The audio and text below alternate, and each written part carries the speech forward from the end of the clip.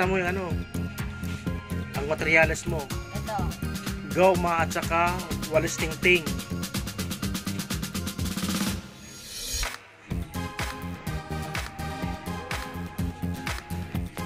So yan guys, ang nauuso ngayon dito sa amin, mga kabataan, gumagawa ng walis tingting gun. So goma ang kailangan at saka walis tingting.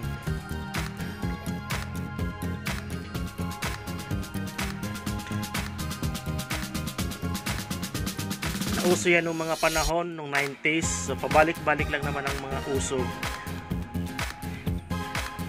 Ginawa na rin namin yan nung bata ako.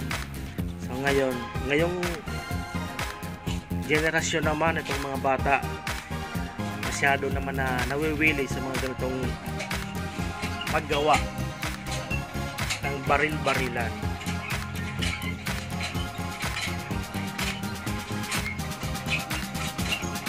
Ano yan? Pupunuin ng ano, ng goma. Lahat ng ano, walis tingting. O magkakasya ba yung ano? Yung goma? O yung ginawa mo na nung kahapon? Naibenta mo na? So ayan muna guys, mamaya papakita natin kapag buo na ang walis tingting gun. So ayan.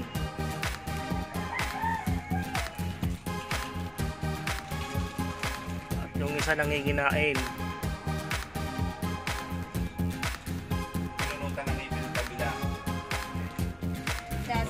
Ito guys, gaganon.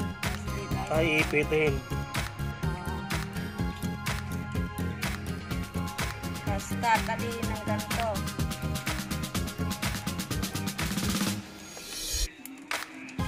Ano tawag sa laruan niya? Tingting gun.